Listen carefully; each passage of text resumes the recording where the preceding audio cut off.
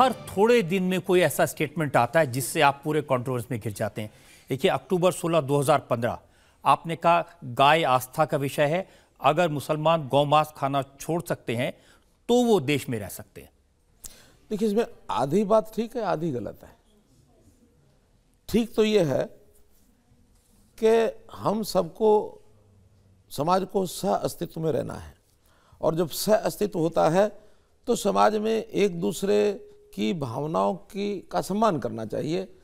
अगर एक समाज ऐसा मानता है कि हम गोरक्षा में विश्वास रखते हैं और गोमांस खाना ठीक नहीं है, गौपालन होना चाहिए, तो उस समाज की भावनाओं को ध्यान में रखना चाहिए। ये हमने कहा है। जो गौमांस खाएंगे वो भारत में नहीं रह सकते, ऐसा कभी नहीं कहा, मैंने कभी कहा नहीं ऐसा। लेकिन मेरा कहना आज भी है कि उनको गोमांस नहीं खाना चाहिए। देश में रहना चाहिए कि नहीं? मेरा आज भी कहना है कि उनको गोमांस नहीं खाना चाहिए।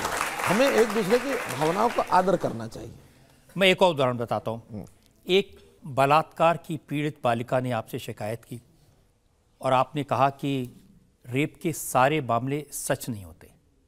देखिए, मैं आज भी इस बात को दोहराता हूँ। आंकड़े बताते हैं, मेरा कोई अलग से अध्ययन नहीं है, क्योंकि हर केस में मैं कोई उस इन्वेस्टिगेशन जुड़ा नहीं, उसमें कोई जो सरकारी आंकड़े होते हैं उसमें जितने केसेस रजिस्टर होते हैं 35% केसेस उसमें से एक प्रकार से झूठे पाए जाते हैं। आज रिकॉर्ड पर है। एक बात।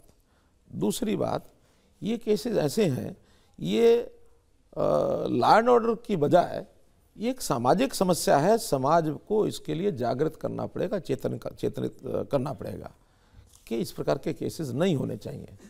इसके लिए एक विषय तो ये कि एक पिछले दिनों में सेंट्रल ब्यूरो ऑफ क्राइम, इनकी एक रिपोर्ट छपी थी और उन्होंने बताया कि जितने भी रेप केसेस हैं, छेड़खानी के केसेस हैं, दोनों को मिला करके इसमें 90%, 92% रादर जो बिटवीन नोन्स हैं, यानी वो एक दूसरे को या तो जानते हैं या एक दूसरे के रिश्तेदार हैं, पड़ोसी हैं।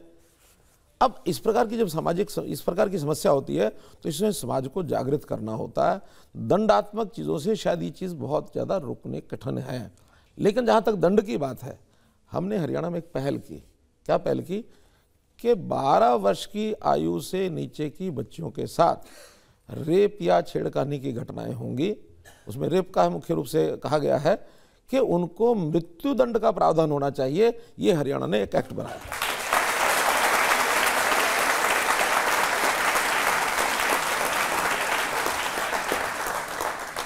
और एक ऐसा संयोग ऐसा है, ठीक 6 महीने के बाद इस एक्ट को सेंट्रल कैबिनेट ने मंजूर किया और पार्लियामेंट में पास किया। आज ये एक्ट सारे देश भर में लागू हो। एक बात आपको मैं कहना चाहता हूँ कि हरियाणा की जो हमारी लड़कियां हैं, इन्होंने स्पोर्ट्स में, ओलंपिक में, कॉमनवेल्थ गेम में मेडल जीते, इतना नाम किया। हरियाणा की बच्चियां किसी भी क्षेत्र में गई, उन्होंने बड़ा नाम किया है। क्या गारंटी आपकी सरकार की कि उनको राज्य में सुरक्षा मिलेगी? मैं बता रहा हूँ, हमने प्रावधान किया कि नहीं, पहले जिले में, हर जिले के अंदर एक महिलाओं का थाना खोलो। Haryana is the first state where at the time 21 women police station were opened, और आज वो 31 हो गए हैं। तो हरियाणा में महिला स्टेशन में, महिला पुलिस स्टेशन के अंदर सब भर्ती महिलाओं की, SHO भी महिला, जीप ड्राइवर भी महिला, कांस्टेबल भी महिला, वहाँ अभी महिलाएं जा करके अपना सब बातें बताती हैं। हमने कहा खुल के कहिए, अब ना सही है, अब सहने की जरूरत नहीं है, खुल के कहो जाए। तो महिलाओं को सचेत करने के लिए, महिलाओं के इस प्रकार से अवेयरनेस पैदा करने के लिए या उनको साधन उपलब्ध कराने के लिए हमने एक ऐप बनाई, दुर्गा ऐप। दुर्गा ऐप के माध्यम से आज किसी भी बच्ची के साथ, महिला के साथ कोई भी बात होती है तो महिला वो दुर्गा ऐप दबाती है, विद इन शॉर्टेस्ट टाइम। अब वो कितनी दूर पुलिस की वैन है, मोबाइल है, वो 10 मिनट, 5 मिनट, 15 मिनट में, 2 मिनट में वहाँ पहुँच जाती है और उनको, महिलाओं को सुरक्षा मिलती है। हमने बहुत ऐसे कार्यक्रम बनाए, महिलाओं को आत्मरक्षा की दृष्टि से ट्रेंड भी किया जा रहा है, लेकिन एक लंबा प्रोसेस है। मैंने कहा कि इन सब बातों को करते हुए भी एक काम, वो हमको अवेयरनेस, जन जागरण ये करना पड़ेगा। अगर समाज के अंदर प्रतिष्ठा बन गई, महिलाओं की जागृति, महिलाओं की रक्षा सुरक्षा उससे ज़्यादा होगी। आज हमारे महिलाओं की चिंता तो सब करते हैं, हमने कहा परिवारों में लड़कों की भी चिंता करो कि हमारा लड़का देर से आया तो क्यों आया देर से, लड़की की चिंता तो सब कर लेते हैं। अगर लड़के भी काबू में आ जाएंगे, लड़कियां भी काबू में आ जाएंगी, तो ये जो मनचले युवक हैं, लड़के नहीं काबू में आते आसानी से। हम कर रहे हैं उनका भी हिसाब किताब। एक हम पावर लाइन फॉर वुमेन अगली हमारी योजना में आ रहा है, power line for women Uttar Pradesh में शुरू किया, अच्छे परिणाम है उसके, हम हरियाणा में उसको लागू करेंगे। आपने बताया कि महिलाओं के लिए क्या क्या किया, लेकिन राहुल गांधी तो कहते हैं कि हरियाणा के मुख्यमंत्री महिलाओं को पुरुषों की संपत्ति समझते हैं। कहाँ से लाए वो स्टेटमेंट, हमको पता नहीं। मैं बताता हूँ कहाँ से लाए। हाँ, उन्होंने ट्वीट किया।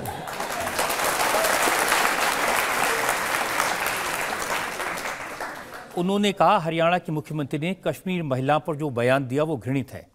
और बयान क्या था? आपका बयान है, हमारे मंत्री ओपी धनखड़ कहते हैं कि बिहार से बहू लाएंगे। आजकल लोग कह रहे हैं कि कश्मीर का रास्ता साफ हो गया, अब हम कश्मीर से लड़कियां लाएंगे।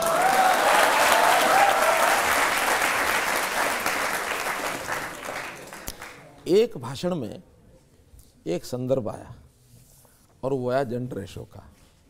उसमें से एक छोटी सी बात को पकड़ करके और राई का पहाड़ बना दिया। मैं चाहूंगा कि अगर मेरा पूरा बयान दिखा दिया जाए, वो है मेरे पास में पूरा बयान, तो पूरा बयान मुझे दिखा दीजिए और शुरू से आखिर तक वीडियो प्लीज वो बयान दिखाइए मुझे, और फिर हमारे ऑडियंस में सब लोग बैठेंगे, ये बताएंगे वो ठीक है कि गलत है। नाम बदनाम था कि ये बेटियों को मारने वाला प्रदेश है, लेकिन हमने अभियान चलाया जो जेंडर रेशो लड़कियों की संख्या 1000 लड़कों के पीछे 850 थी, अब 1000 लड़कों के पीछे वही लड़कियों की संख्या 933 हो गई। मतलब 933, 850 से 933 हो गई। ये बहुत बड़ा काम, ये समाज परिवर्तन का काम है। आखिर बुजुर्ग लोग, नौजवान लोग, कोई भी व्यक्ति इस बात को समझेगा तो आने वाले समय में ये संकट खड़ा हो सकता है, लड़कियां कम हो, लड़के ज्यादा हो जाए। तो हमारे धनखड़ जी ने कहा था कि आपसे लानी पड़ेगी।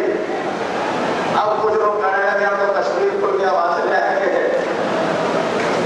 मजाक की बातें अलग है, लेकिन समाज में एक रेशो ठीक होगी तो संतुलन ठीक बैठेगा। इसके आगे भी आधी लाइन है। मैंने कहा कि मजाक में लोग ऐसी चर्चाएं करते हैं, ये मजाक ठीक नहीं है।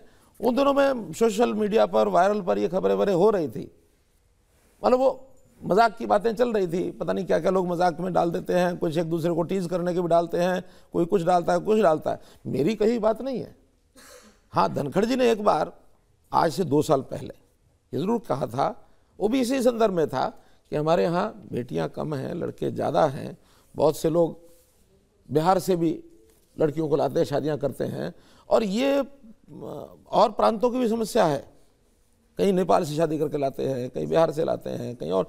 यानी समस्या जो मूल है वो जेंडर रेशो को नज़दीक लाना। 1000 के 1000 नहीं होगी तो 950 से 1000 हो जाएगी, तब भी हम इस 5% के अंतर को कर सकते हैं। सामान्यतः समाज के अंदर प्रथा होती है, लड़का 2-3 साल बड़ा होता है, लड़की 2-3 साल छोटी होती है। एक परंपरा पिछली चली आ रही है, वो 5% तो उसमें भी कवर हो जाएगा। अब ये मत कह देना कि मेरे जैसे लोग कवर कर देंगे। क्योंकि लोग सोचते ना कि ये लड़का लड़की, शादी, प्यार, मोहब्बत, ये बातें मनोहर लाल जी क्या जाने।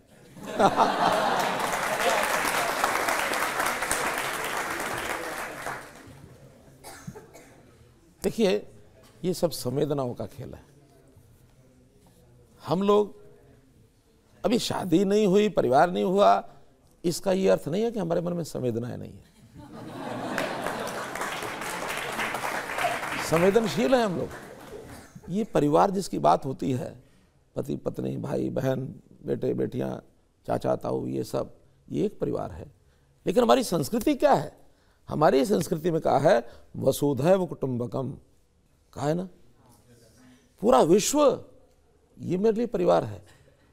और जो दायित्व मुझे मिला है उसके लिए तो मैं कितनी बार कह चुका हूं। अभी मैंने कहा मेरी जिम्मेदारी, मेरा दायित्व हरियाणा के प्रति मुझे मिला है। मोदी जी कहते हैं मेरा 130 करोड़ का परिवार है, हम कहते हैं हमारा 2.5 करोड़ का परिवार है। भाई बहन आज भी, जो सगे भाई बहन एक माता पिता के जन्म में जो भाई बहन होते हैं वो हर किसी के होते ही हैं।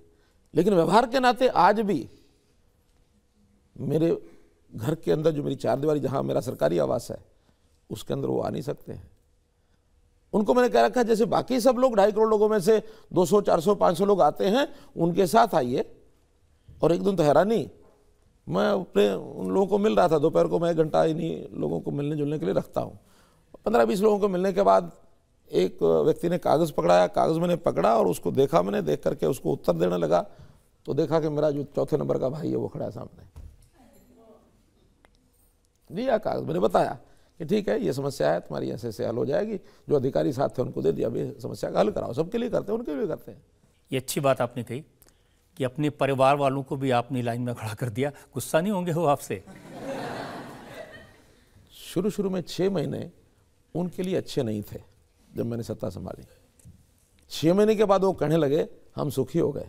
ना क्या हुआ? कहने लगे 6 महीने शुरू में तो हर दिन कोई ना कोई आ जाता था कि चलो बैठाओ गाड़ी में या बैठो हमारी गाड़ी में, चलो चंडीगढ़, ये काम कराना, वो काम कराना, ये ट्रांसफ़र कराना, वो नियुक्ति करानी है। जब 6 महीने में उनकी दाल नहीं गली तो लोग आना छोड़ गए उनके पास से। वो कहले हमारा जो चाय पानी का रोज़ का खर्चा था बचना शुरू हो गया। तो सुखी है।